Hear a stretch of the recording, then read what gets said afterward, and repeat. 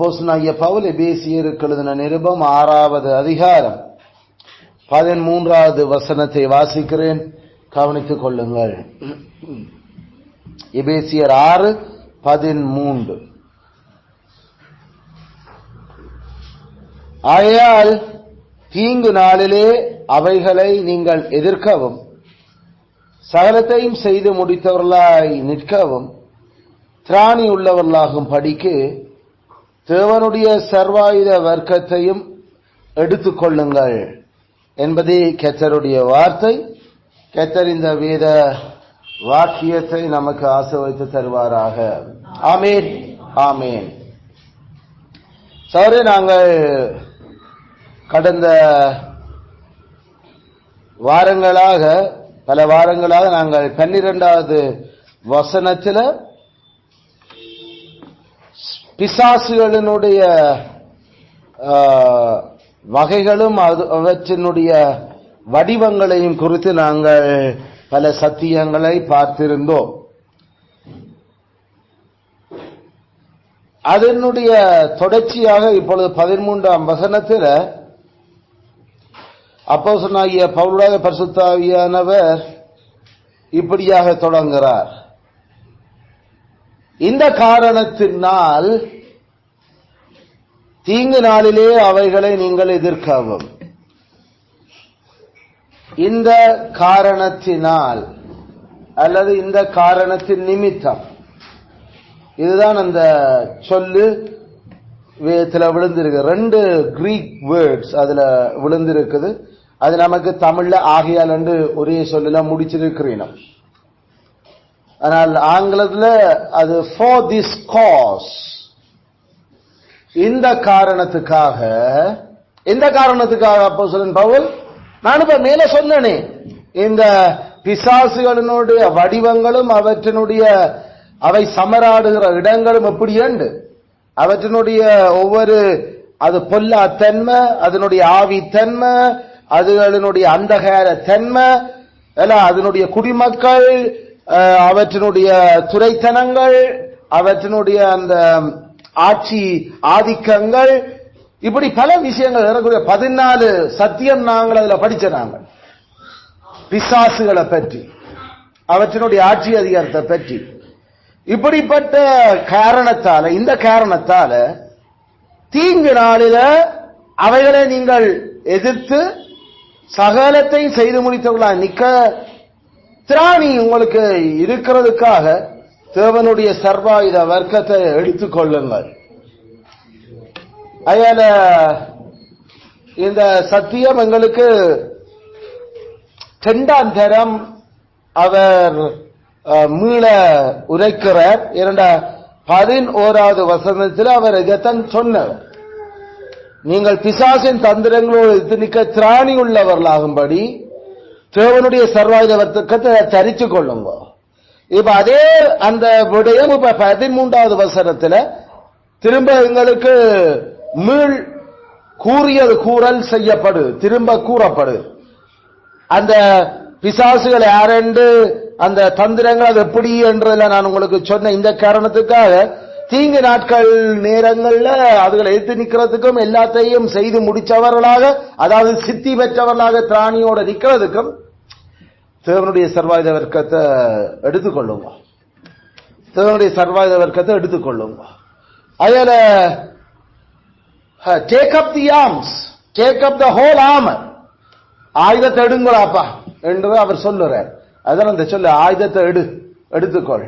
அதாவது தேவனுடைய சர்வாயுதங்கள் எடுத்துக்கொள். முதல்ல தேவனுடைய சர்வாயுத வர்க்கத்தை தரிச்சவர்களானில் இப்ப அவர் சொன்ன திருப்பி அதுல இப்படி பேய்த்தனம் பிசாசு கூட்டத்தால இப்படி நமக்கு விஷயங்கள் இருக்கிறபடியால தேவனுடைய சர்வாயுத வர்க்கத்தை எடுத்துக்கொள்ளுங்க. அதுல நாம விளங்கக்கூடிய சத்தியம் இதை முதலே நாங்கள் பார்த்தது, அதை திரும்ப நாம இப்ப சொல்லுறோம்.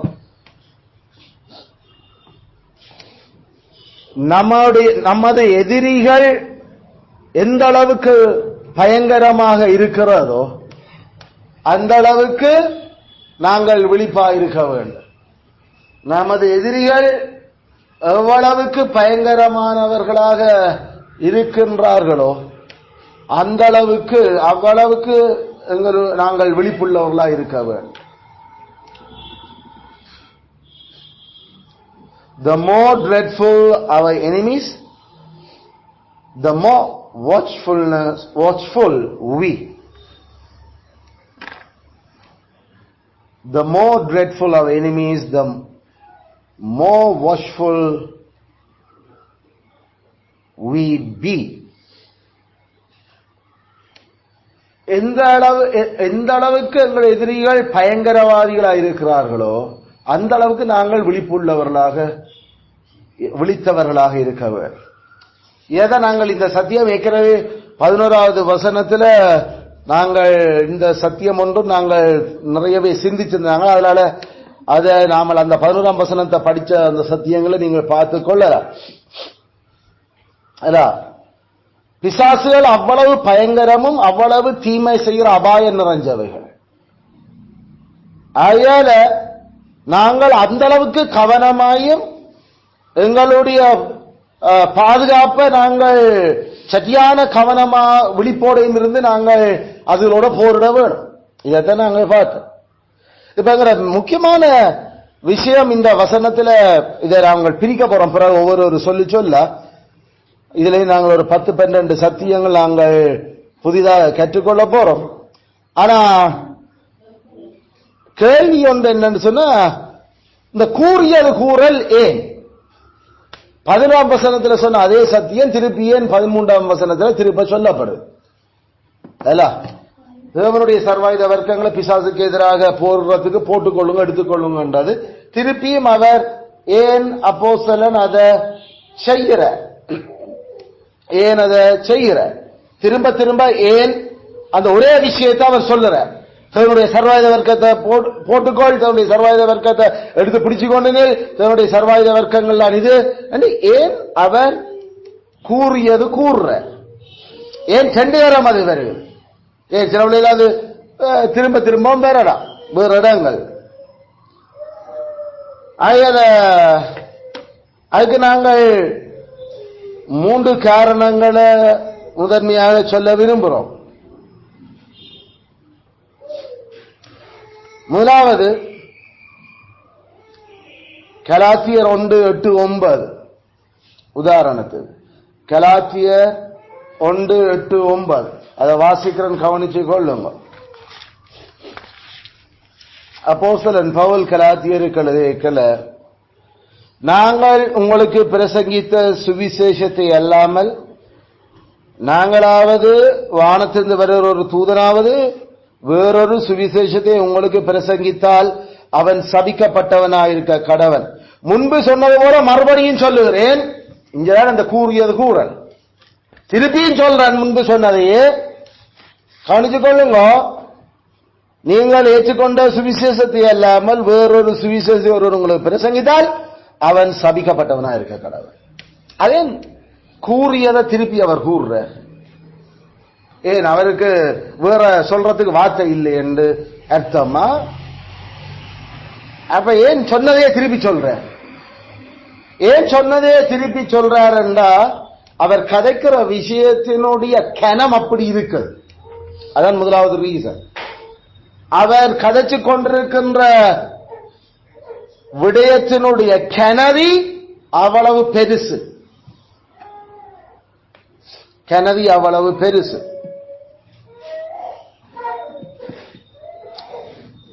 எங்களுக்கு தெரியும்,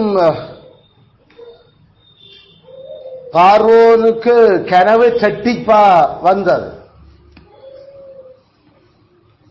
ரெட்டிப்பாக வந்தது. அப்ப அத 41:32 ஆதியாகமம் 41:32 ஏனையா அப்ப கடவுள் எனக்கு ஒரே விஷயத்த 2 விதமா எனக்கு காட்டணும் என்ற அந்த கேள்விக்கு யோசேப்பு கொடுத்த பதில், இந்த காரியம் தேவனால் நிச்சயிக்கப்பட்டிருக்கிறது என்பதையும் தேவன் இதை சீக்கிரத்தில் செய்வார் என்பதையும் குறிக்கும் பொருட்டு இந்த சொப்பனம் பார்வோனுக்கு ரெட்டித்தது. அதனால ஒரு விஷயத்தினுடைய கனதி அது பெருசு, அது சரியான அதிமுக்கியமாக இருக்கிற சந்தர்ப்பங்களில் வேதத்தில் அது 2 தரம் 3 தரம் அது திரும்ப திரும்ப சொல்லப்படுகிறது நாம பார்க்கிறோம். எங்களுக்கு தெரியும், பேதுரு ஜெபம் பண்ணி கொண்டிருக்கேக்கல அந்த வானத்தின் 4 முனையில இருந்து இறக்கப்பட்ட அந்த அசுத்தமான மிருகங்கள் என்று அழைக்கப்பட்டவைகளுடைய கூட பற்றி அது 3 தரம் அந்த சத்தம் அப்படி கேட்கப்பட்டது. அது திரும்பவும் அதே மாதிரி அந்த கூட அப்படியே காட்டப்பட்டு 3 தரம் அந்த விஷயம் சொல்லப்பட்டது. ஏனென்றா அது ஏறக்குறைய 1500 வருஷ சரித்திரத்தை மாத்த போற ஒரு விஷயம். ஏறக்குறைய 1500 ஆமா மோசேயில தொடங்கின விஷயம் அது. அதுல புறஜாதிகள் ஆக்கள் திருச்சபைக்குள்ள நுழைய வேணும் என்று சொன்னா அவர்கள் ஜூதராக வேணும். அவர்கள் சமயம் மாறது மட்டுமில்ல, அவர்களுடைய இனத்தையே மாற்றிக்கொள்ள வேணும். தமிழரால் ஜாவிய வணங்க வேணுமென்னா 1500 வருஷமா இருந்த நடைமுறை, அவன் அதுக்கு பிறகு தமிழனா இருக்க இயலாது. அவன் விருத்த சேதனம் செய்து ஜூதன் என்ற அடையாளத்தை பெற்றுக்கொள்ளணும். ஜூதனா மாறி பிறகுதான் மதம் மாறலாம். அதுதான் 1500 வருஷம் நடைமுறை. இப்ப இனத்தை விட்டு இனம் மாறுறதுக்கு முடியும். உரியா அப்படிப்பட்ட ஒரு ஆள். அதுக்கு பிறகு உரியா இஷ்டவேலனே தவிர அவன் அந்த கானானிய குடிகள் இருந்து ஆள் அல்ல. அப்படி அவர் அடையாளம் காணப்பட மாட்டார். அவர் முதல் வேற ஒரு இனத்துல பிறந்திருந்தார். ஏத்தியனான உரியா என்று குறிப்பாக அந்த இடத்துல மட்டும்தான். அது வரைக்கும் உரியா ஒரு இஸ்ரவேல் என்று நாம நம்பிக்கொண்டிருப்போம். எப்படியும் குமார் காலே நாம வாசி கொண்டு வாரோம். இதுல அவனை ஒரு இஸ்ரவேலன் மாதிரி தான் நாம விளங்கி இருப்போம்.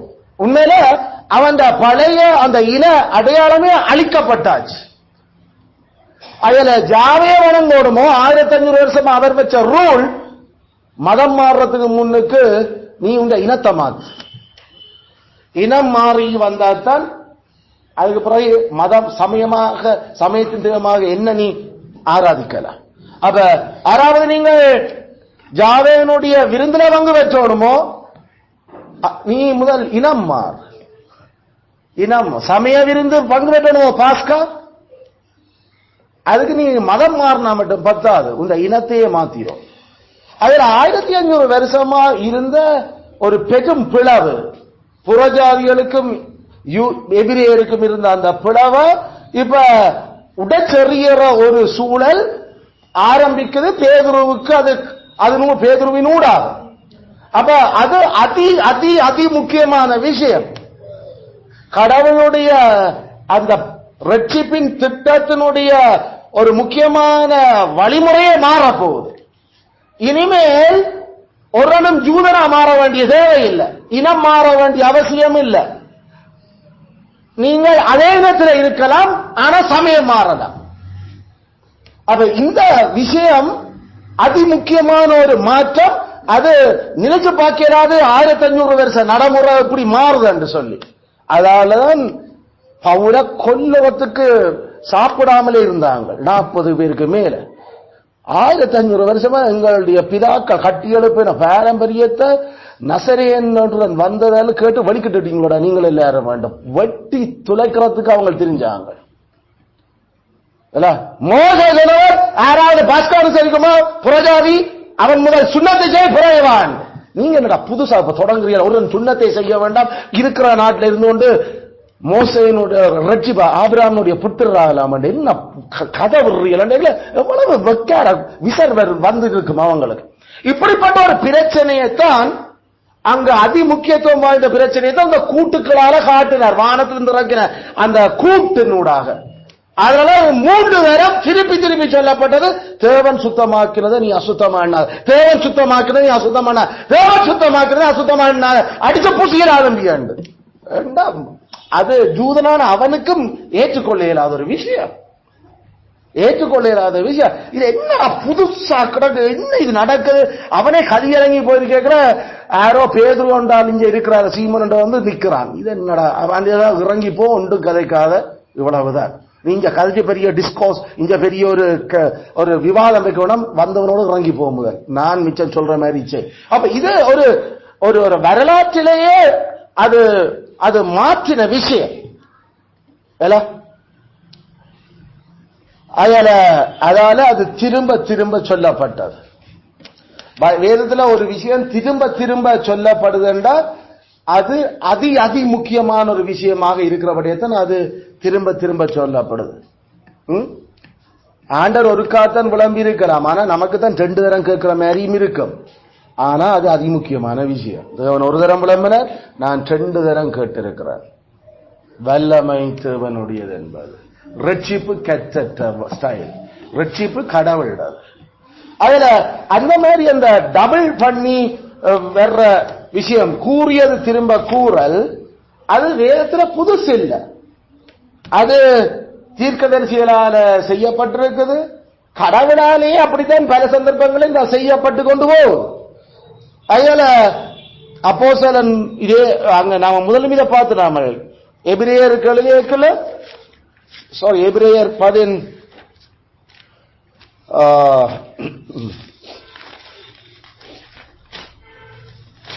எபிரேயர் 2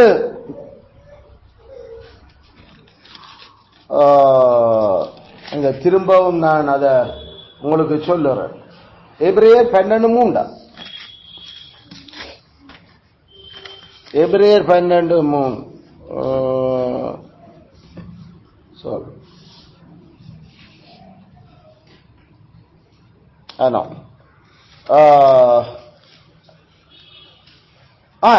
சாரி நமக்கு பேதுரு சொல்றாரு இல்ல, ஐ எம் சாரி, பேதுரு சொல்ற.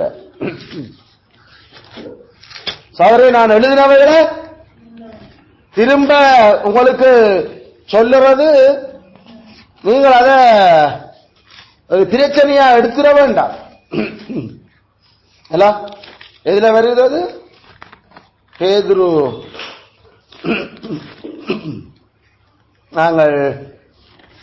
நாங்கள் சொன்னதையே திருப்பி சொல்றது ஒரு நாளும். 2 பேதுரு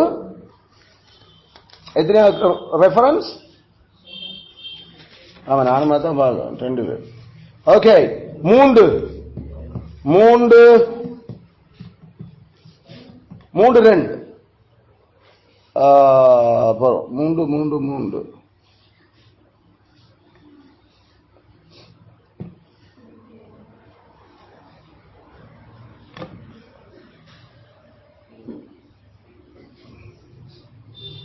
ஆல் ரைட். அது இந்த ரெஃபரன்ஸ் நான் தவற விட இது இல்ல. அது உங்களுக்கு எழுதினவே நாங்கள் திரும்ப எழுதுறது உங்களுக்கு அது ஒரு பேரமாயோ அல்லது ஒரு அலுப்பு தட்டுறதா நீங்கள் யோசிக்க வேண்டாம் என்று அவர் எழுதி கொண்டு போற.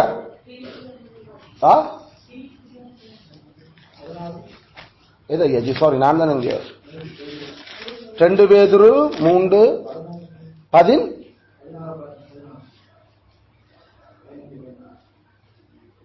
இல்லையா? அது இல்லை. 2 பேர் 3:14 இல்ல அது அந்த ரெஃபரன்ஸ். ஓகே, நீங்கள் என்ன சொல்ற? பிலிப்பியர்.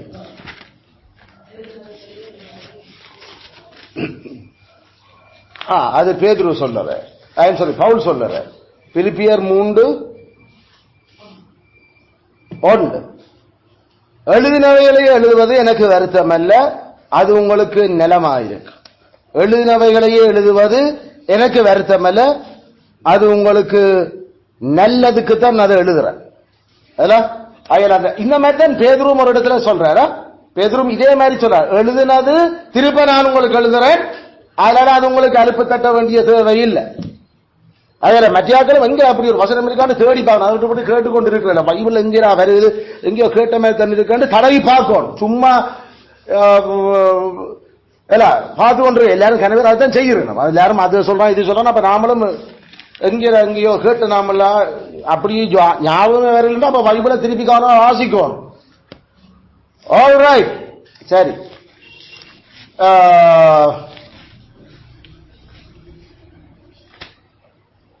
நாங்கள் அதை பிறகு நீங்கள் எடுத்தா பிறகு நாம சொல்லுவோம். இப்ப இனி வேத இந்த சத்தியங்களை கவனிச்சு கொள்ளுங்க. அப்ப நாம பாயிண்ட் என்னன்னு சொன்னா, அப்போஸ்தலர்களால எழுதினதையே திருப்பி திருப்பி எழுதி அல்லது திருப்பி திருப்பி சொல்லி விசுவாசிகளை அவர்கள் தூண்டுவதோ அல்லது அதுக்குள்ள அவர்களை உறுதிப்பட வைக்கிறதோ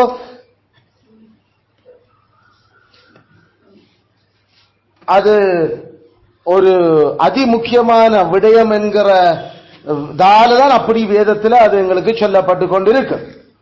சரிதானே? அந்த அடிப்படையில் அது முக்கியமான முதலாவது விஷயம் அது நாங்கள் சொன்னாங்க, அது கெனதி அப்படி இருக்குது. இரண்டாவது காரணம் அது இப்ப நாம பிலிப்பியர் 3:1 வாசிச்ச மாதிரி அதன் இரண்டாவது காரணத்துக்கான வேத வசனம் பிலிப்பியர் 3:1 அது சரியான அவசியமும் விசுவாசிகளுக்கு நன்மை தருகிறதுமான சத்தியமாயிருக்கிறது. அது அவசியமும் நன்மை தருகிற சத்தியம் நன்மையானதாயும் இருக்குது.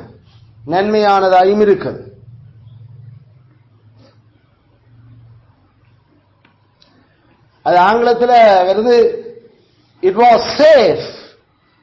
அதாவது அது உங்களுக்கு பாதுகாப்பா இருக்கும், அது உங்களுக்கு நலமாயிருக்கும் என்று அவர் சொல்லுற அந்த தமிழ் சொல்லு பாதுகாப்பா இருக்கும் என்றுதான் அது ஆங்கிலத்தில் விழுந்திருக்குது. மற்றது கிரீக்லையும் அது இருக்கக்கூடிய அந்த அர்த்தத்தையும் தான் அது கொடுக்குது. அப்ப திருப்பி திருப்பி ஒரு விஷயத்தை பரிசுத்தாவியினர் கதைச்சிருக்கிறார் வேதத்திலேனா அது எங்கட பாதுகாப்புக்கு தான், எங்கட நன்மைக்கு. அதில் ஒன்று கெனதி, ரெண்டாவது எங்கட பாதுகாப்பு அல்லது எங்களுடைய நன்மை. மூன்றாவது விடயம் சுபாவப்படி நாங்கள் பின்மாற்றமும் மறதிக்காரரும் சோம்பலுமாயிருக்கிறார்கள். சுபாவப்படி நாங்கள் பின்மாற்றமும் மறதியும் சோம்பல்தனமுடையவர்களாயும் இருக்கிறபடியால திருப்பி திருப்பி அது எழுதப்படுது. அது மூன்றாவது காரணம். சுபாவப்படி நாங்கள் பின்மாற்றமும் சோம்பலும் மறதி பிடிச்சலுமாக இருக்கிறோம். இதுக்கு நீதிமொழிகள் 2:1 நீதிமொழி 3:1 இப்படி பல வசனங்கள் அதுக்கு நாங்கள் சலமோனில் இருந்து அந்த அறிவுறுத்தல கவனிக்கலாம். திருப்பி திருப்பி அவர் அதை எழுதுறார். என் மகனே, உன் செவியை ஞானத்துக்கு சாய்த்து உன் இருதயத்தை புத்திக்கு அமைய பண்ணும் பொருட்டு நீ என் வார்த்தையை ஏற்றுக்கொண்டு என் கட்டளை உன்னிடத்தில் பத்திரப்படுத்து. என் மகனே 3:1 என் போதத்தை மறவாதே, உன் இதயம் என் கட்டளையை காக்க கடவுள். இப்படி ஆசி கொண்டு போனா என் மகனே மறக்காது, என் மகனே ஏனென்றா சுபாவப்படி பாவம் எங்களை தாக்கின கையோடு நாங்கள் பல நன்மையான விடயங்களே மறந்து போற ஆக்களாக சாபம் எங்களை ஆக்கிட்டு அந்த அறிவு எங்கள குன்றி அறிவு சீரழிஞ்சு நாம சரியா அயத்து போறோம் என்று நாம சொல்லுவோம் இல்ல. அதாவது அயத்தல் என்று சொன்னா அந்த மூளை தாங்கிக் கொள்ளாம கலைச்சு போய் அப்ப அது விடுபட்டு போயிடும். எத்தனை பிரசங்கம் இப்ப நாம செய்துட்டோம். ஈவன் இந்த உங்களுக்கு நினைப்பூட்ட எழுதுறது என்ற அந்த விஷயம் சொல்லப்பட்டது கூட பல சந்தர்ப்பத்தில் எத்தனை பேர் நாம படிச்சும் இருக்கிறோம். ஆனா நாம இப்பயும் தேடுவோம் அதை திருப்பி. சுபாவப்படி நாம நமக்கு மூளைக்குள்ள சரக்குகளை ஏத்த அந்த பல விஷயங்களால சத்தியங்கள்லாம் அதெல்லாம் நிறைய பல விடயங்கள் அது எங்களுக்கு அழைத்து போயிடுது. அதனாலதான் அதி முக்கியமான விஷயங்கள் திரும்ப திரும்ப எங்களுக்கு வேதத்தில் சொல்லப்பட்டு கொண்டு போகும். உண்மையில வேதத்தில் அதி முக்கியமாக சொல்லப்பட்ட விஷயங்கள் 3 தரம் இல்ல 4 தரம் என்று பார்த்தா இதை பற்றி பெரிய புத்தகங்களே எழுதி வச்சுட்டு போயிருக்கிறேன். நம்மளுடைய மீட்பருடைய சரித்திரத்தை பற்றி பரிசுத்தாவியானவர் 4 தரம் எழுதி வச்சிருக்கிறேன். 4 புத்தகத்தில் தொடக்கத்துல இருந்து வாசிச்சா கிறிஸ்துவ பட்டு மட்டும்தான் நாம் அதுல பார்க்கிறோம். வேதத்துல வேறொரு விஷயத்தை பற்றி அப்படி அவர் 4 தரம் எழுதி வச்சதும் இல்லை. அவ்வளவு அதிகாரமா கணக்கு. அப்ப சத்தியான இம்பார்ட்டன்ட் ஒரு மனுஷன் வாழ்க்கையில கிறிஸ்துவையும் அவற்ற சரித்திரத்தை நல்லா அறிஞ்சு கொள்றேன். அதுதான் ரட்சிப்பு, அதுதான் சரியான முக்கியமான விஷயம் எங்களுக்கு. அதனால நாங்கள் புதிய ஏற்பாட்டை திருச்சபையில திருப்பி வாசிக்கிறதுக்கு நாங்கள் தெரிவு செய்தோம். இதான் காரணம். நாம ஒரு நாளும் பழைய ஏற்பாட்டை நாங்கள் தொடர்ந்து நாங்கள் வாசிக்க இல்லை. அது வாசிக்கிறதுல பிரச்சனையும் இல்லை. ஆனா புதிய உடன்படிக்கை வந்தகையோட ஆண்டவர் எங்களுக்கு 4 தரம் கிறிஸ்துவ பற்றி திருப்பி எழுதி வச்சிருக்கிறார். ஒன்று 28 அதிகாரம், ஒன்று 16 அதிகாரம், ஒன்று 24 அதிகாரம், அங்கால ஒன்று 21 அதிகாரம், திருப்பி அதிகாரமா கிறிஸ்துவ பற்றிய ரட்சிப்பு தேவகுமாரனை பற்றி அவரை நம்பி விசுவாசி அவர்ல அந்த ரட்சிப்பினுடைய அந்த பரிகாரத்தை விளங்காம ஒருவனும் நித்திய ஜீவன் அடைகிறார். அதனால பைபிள்ல அதி முக்கியமான விஷயம் அதுதான் கிறிஸ்து. அதுல இப்படி நாம கேட்கல. ஏன் நாம இப்பையும் இயேசு கிறிஸ்து ஓய்வு நாள்ல எங்க விருந்து சாப்பிட போனார் என்ற ஒரு கேள்வி கேட்டா நாம இத்தனை நேரம் வாசிக்கிறோம். இயேசு கிறிஸ்து பரிசேயரோட எத்தனை நேரம் சாப்பிட போனவர் என்று கேட்டா நமக்கு தட்டி தான் பார்ப்போம். ஏன்னா நம்மட மூல சுபாவப்படி அது பின்மாற்றம் தான். அது ஒரு நாள் முன்னேறி போகிறது இல்லை. அது சுபாவப்படியே எங்களுக்கு அது போயிடு. அதுக்காக இது நல்லா கரைச்சு குடிச்சு எல்லாம் படிச்சு போனா ஒரு 3-4 வருஷத்துக்கு அப்புறம் திருப்பியும் அது மறந்துதான் போகும். அதனால அந்த காரணத்துக்காக இந்த மகனை இதை மறக்காத, இதை காத்துக்கொள் என்ற அந்த கட்டளைக்காகவே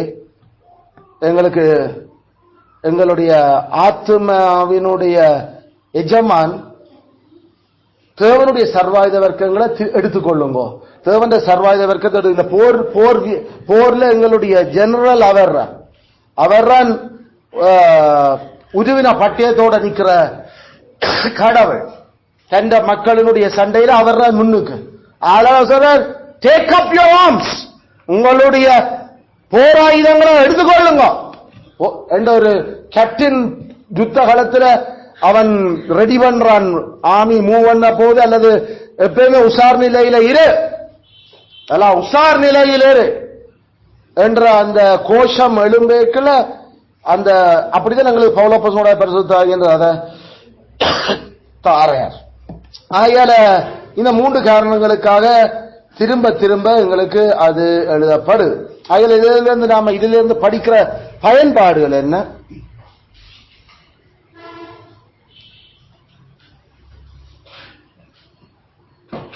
முதலாவது விஷயம், போதகர்மார், இது போதகர்மார் கனதியான சத்தியங்களை அல்லது கனதியான விடயங்களை அடிக்கடி வலியுறுத்த வேண்டும். போதகர்மார் கனதியான சத்தியங்களை அடிக்கடி வலியுறுத்த வேணும்.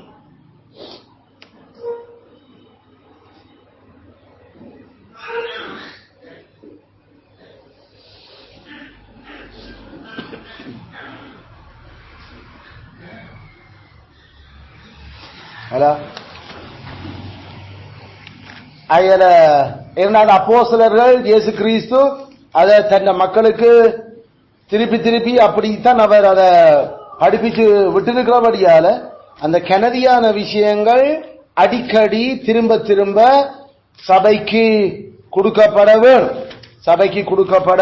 வேணும்.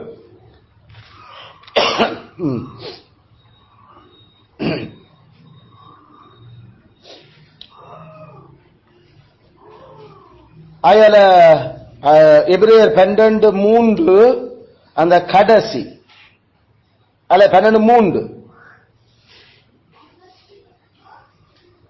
இளைப்புள்ளவர்களாய் ஆத்துமாக்களில சோர்ந்து போகாத படிக்கு யார திரும்ப நாம நினைச்சு கொள்ள வேண்டும்? இவ்விதமான பாவிகளால் செய்யப்பட்ட விபரீதங்களை சகித்து கொண்ட அவரை நினைச்சு கொள்ளும். ஏனென்றா ஏன் காரணம்? இழைப்புள்ளவர்களா நாம அசந்து போய் ஆத்துமாக்கள்ல சோர்ந்து போயிடுவோம்.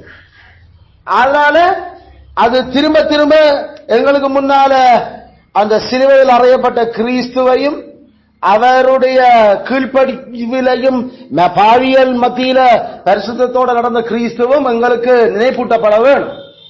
அவருடைய சத்தியங்கள் திரும்ப திரும்ப எங்களுக்கு முன்னால மக்களுக்குள்ள கொண்டு வரப்பட வேணும். ஆகையால அத சபையில போதர்மர் அதை செய்ய வேணும் என்று வேதம் எதிர்பார்த்திருக்கிறது. கனதியான விடயங்கள் சத்தியங்கள் அடிக்கடி வலியுறுத்தப்பட வேணும். இரண்டாவது பயன்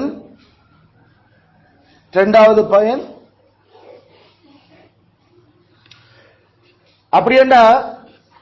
சபையார்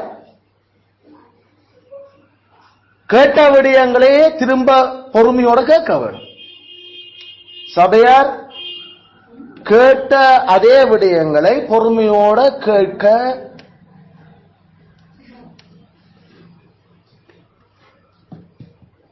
பொறுமையோடு இருக்க வேணும். இல்ல அவர்கள் கேட்ட விடயங்களை திரும்ப கேட்க பொறுமையோடு இருக்க வேணும்.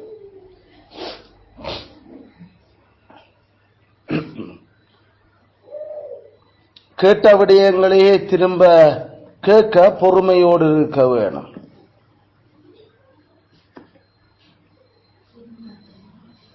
Patiently hear the same thing. Patiently hear the same thing. ஒரே விஷயம் திரும்ப சொல்லப்படுகிற பொழுது அத பொறுமையோட கேட்க வேணும்.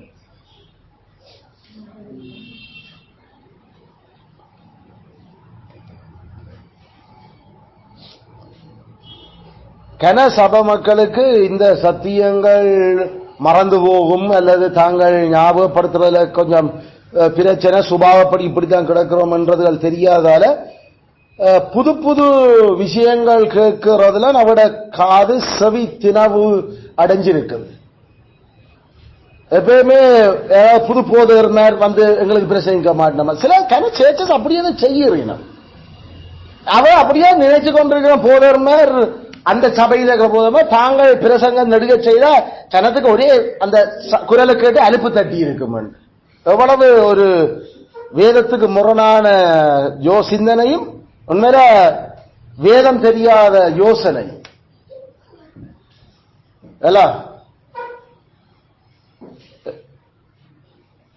அது அது உலகத்தாற்ற சைக்காலஜி. பேசிக்கா அது உலகம் படிப்பிச்சு கொடுக்கிற சைக்காலஜி.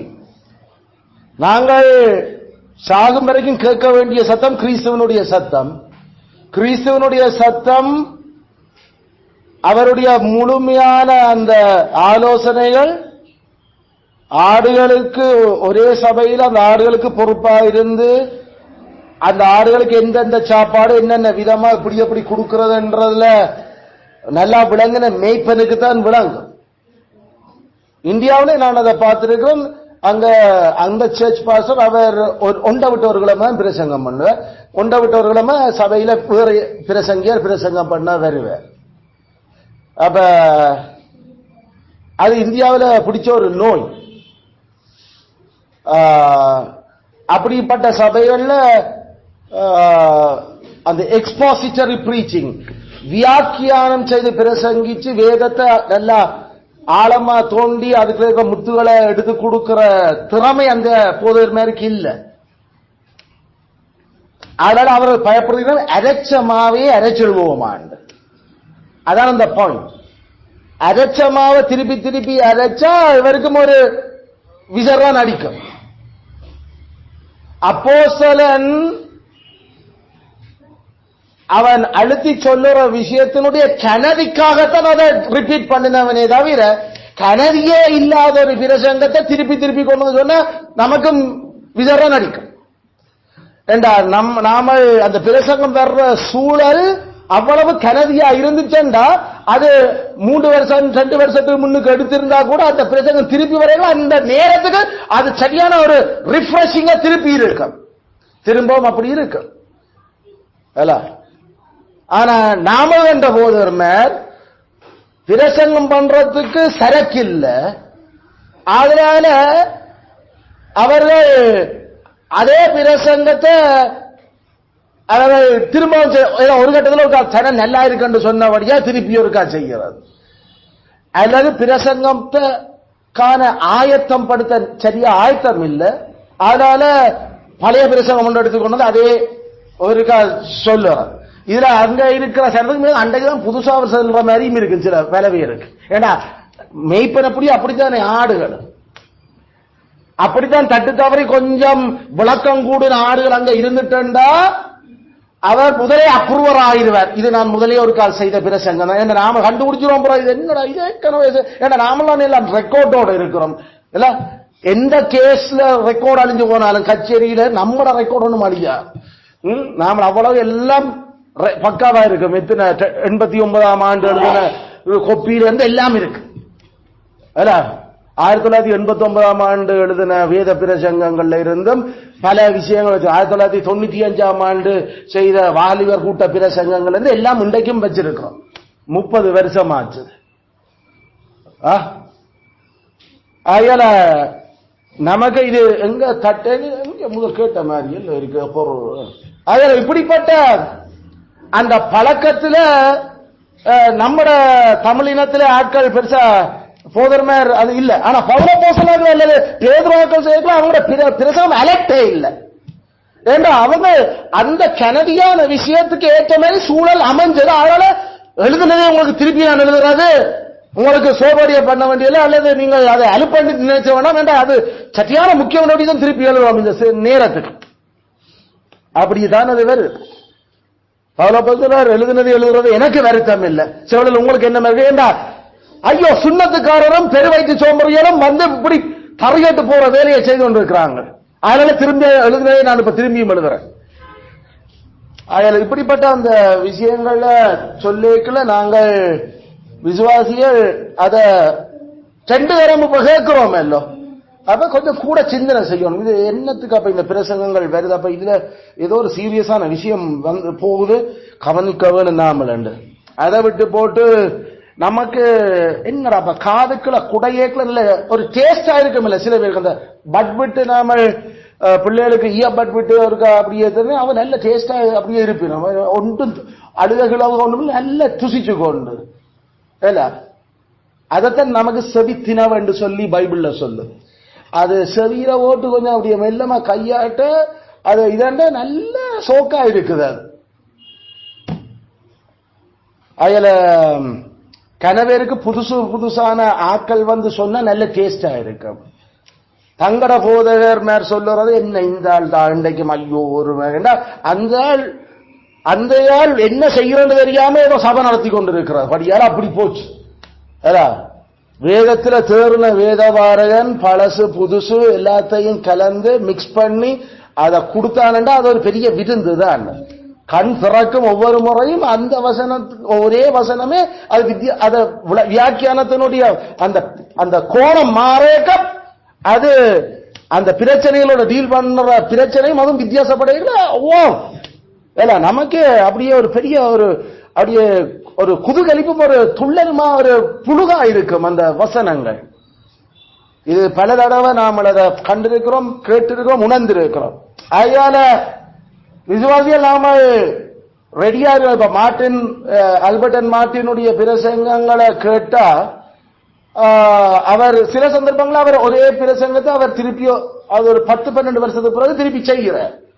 ஆனா அதை திருப்பி கொண்டு என்ன புது ஜெனரேஷன் ஆட்கள் கணக்க மறந்திருப்பினோம். ஆனா இப்ப தேவையான விஷயம் அப்ப அவர் இன்னும் ஒளியூட்டல்களோட கூட அதை திருப்பி கொண்டு வரேக்குள்ள அது டோட்டலா வேற பிரசங்கம் இருக்கு. ஒரே விஷயம் தான். 46 வருஷமா சேர்ச்சில உதய பாஸ்டர் போதகரா 46 வருஷமா மனுஷன் ஒன்றில் காலமா அல்லது பின்னேறம் கட்டாயம் பிரசங்கம் பண்ணுவேன். ஏன்னா அங்க 2-3 மூப்பர்கள் இருந்தபடியால அப்ப அவர்கள் பிரசங்க வரங்க இவரே பிரசங்கம் பண்ணிக்கணும். அப்புறம் இவர் போன அப்புறம் யாரும் அங்க செய்யறது. அப்ப அதையும் தட்டி எழுப்புறதுக்காக. ஆனா ஒவ்வொரு ஞாயிற்றுக்கிழமையும் அவருடைய பிரசங்கம் பல வருஷங்கள் 20-25 வருஷமா காலமால அவர்கிட்ட பிரசங்கம் மட்டும்தான். பைபிள் ஸ்டடி வேணும்னா வேறு யாக்களை சிலவழில் அவர் பழக்கி எடுக்கிறார். ஆனா கேட்டு பாருங்க 46 வருஷ பிரசங்கத்திலையும் அப்ப அது ஒரு அலுப்புமே தட்டாது. அந்த மாதிரி மனுஷன் அதை வியாக்கியானப்படுத்துறதுல இருக்கிற ஸ்டைல். பரிசுத்த ஆவியானவர் அந்த வசனங்களை உயிரூட்டுற தன்மை அயல அப்படித்தான் பியூரிட்டன்ஸ் செய்தாங்க பிரசங்கங்கள். நாங்கள் அதை ரிப்பீட் பண்ணி பல சந்தர்ப்பம் பார்க்க மாட்டோம். மேத்யூ ஹென்ரியோட இது நான் முதல் இத்தனை வருஷத்துக்கு முன்னுக்கு செய்த ஒரு பிரசங்கம். இப்ப நான் தேவகருதிய திரும்ப நான் அதை கொஞ்சம் வித்தியாசத்தோட நான் அதை இப்ப கொண்டு வரேன் சொல்லி போட்டுச்சா அதை பார்த்தா புது பிரசங்கமா தான் இருக்கு. ஆனா அவங்களே அப்ரூவ் இது நான் ஏற்கனவே செய்த பிரசங்கம் தான். அந்த மாதிரி பரிசுத்தாவியான அத எழுதுனதே உங்களுக்கு எழுதுவது வருத்தம் இல்லைன்னு சொல்லி பவுல் எழுதேக்கல. அதுல புது விஷயம் அட் ஆகி இருக்கும். அதே விஷயம் அரைச்சமா அறப்பட்டிருக்கார். அப்ப இதுகளை நாம ஏன் நான் உங்களுக்கு சொல்றேன்னா, நாம அந்த பிரசங்கத்தினுடைய அந்த தன்மை இதுக்கு முன்னுக்கு செய்த போல இருக்குன்ற ஒரு அளவுக்கு கொஞ்சம் விளக்கம் கூடிய ஆட்களுக்கு விளங்கினாலும் சபையார் அதுல இதே இல்ல பழக்கப்பட்ட அவர்களுக்கு எல்லாம் விளங்கித்தான் இருப்பினோம். நாங்கள் அதை செவி கொடுக்கிறது பொறுமையோடு இருக்க வேண்டும். அதுக்காகத்தான் உங்களுக்கு சொல்றேன். we have to patiently hear the sermon. இல்லாட்டி அது நமக்கு செவித்தினவு உள்ளையாக்கல நமக்கு ஏற்ற அநேக போதகர்களை நாம தெரிவு செய்யறதா முடியும். Get them and heap of teachers. ஒரு போதக குவியலே அந்த சேர்ச்சில வந்திருக்கு. அவன் சொல்ற ஹீப் ஆஃப் டீச்சர்ஸ். ஹீப் சொல்ற குவியல் என்ற செவித்தின உள்ள ஆக்களுக்கு கண்ண போதகர் வந்து சொன்னாத்தான் அவளுக்கு அது அது அது அது ஒரு பிரசங்கங்கள் மாதிரி இருக்கு. அவ்வளவு புதுனா அது செவித்தினவு வந்த இருக்கிறார். அது ஆரோக்கியமான நிலைமை இல்லை. அது 2 தீமோத்தேயு 4:3 அவர் அதை அப்படி சொல்றாரு. 2 தீமோத்தேயு 4:3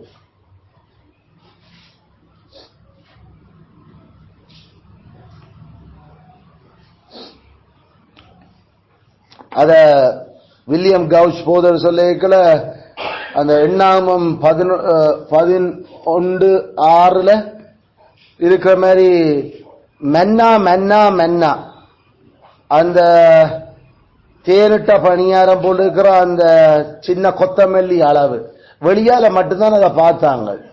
ஆனா அதனுடைய சாரம் அது அவர்களை 40 வருஷம் உயிரோட வைக்கிறது போதும் என்றதை அவர்கள் விளங்கிக் கொள்ள இல்லை. அவளுக்கு தேவை டேஸ்ட் கொஞ்சம் மாறும். என்ன ஒரே பெண்ணாவைத்தான் திண்டு கொண்டு கிடக்கிறோம். என்னடாப்பா இந்த ஆளுட சத்தத்தை நெடுக கேட்டுக்கொண்டு அவர் கொஞ்சம் வித்தியாசமா இருந்தா கொஞ்சம் நல்லா இருக்குமோ இல்ல. காடைகளை கொண்டு வந்து கேட்ட தருவார். பிறகு மூக்கால தேவட்டி போவே தரைக்குள்ள தெரியும். அதனால கவனமா நாங்கள் எங்களுக்கு போதகர் கூட்டத்தை சேர்த்து கேட்கறதுக்கு பல போதர்கள் வரைகளும் ஒரு குஷியா இருக்கும். அவரும் இவரும் எப்படி அதை கொண்டு வரணும் என்ற சில பேர் அவருக்கும் எப்படி பிரசங்கம் கொழுவுப்படுது என்று பார்க்கிறது. இப்படித்தான் நம்முடைய ஆட்கள் அப்படிப்பட்ட சரியான ஒரு கேவலமான சிந்தனை ஓட்டாங்கள். அதில் நாங்கள் கவனமாக இருக்க வேண்டும். ஒரு சபையில 2-3 போதகம் இருந்தால் அவர்களுடைய பிரசங்கங்கள் பைபிள் ஸ்டடி அதுகளை நாம கேட்டு பழகி சத்தியத்தை நாம மேய்ஞ்சு கொள்ளத்தான் நாமல் வாரோமே தவிர எங்கட டேஸ்டுக்கு எப்படி தர்றீனம் என்றதை பார்க்க வரே இல்லை. சத்தியத்தை மேய்கிறியோ அது சில வேளையில டேஸ்ட் இல்லாமலும் இருக்கலாம். ஆனா நமக்கு அது நல்லது அல்ல. நம்மட டேஸ்டுக்கு ஏற்ற மாதிரி தான் போய் பிரசங்கம் வரணும்டா அது பெருந்தீனி. கடைசி கத்தர் எது சரச்சித்தமாக அதைத்தான் நாம. ஆனா அது நாம தெரியும் பிரசங்கம் என்றது அந்த வியாக்கியானத்தை எப்படி கொண்டு வர்றது அது நான் விளங்கப்படுத்த. அதுல மூன்றாவது பயன் தேவனுடைய சர்வாயுத வர்க்கங்கள் மிகவும் கனதியான விடயம். தேவனுடைய சர்வாயுத வர்க்கங்கள் மிகவும் கனதியான ஒரு விடயம்.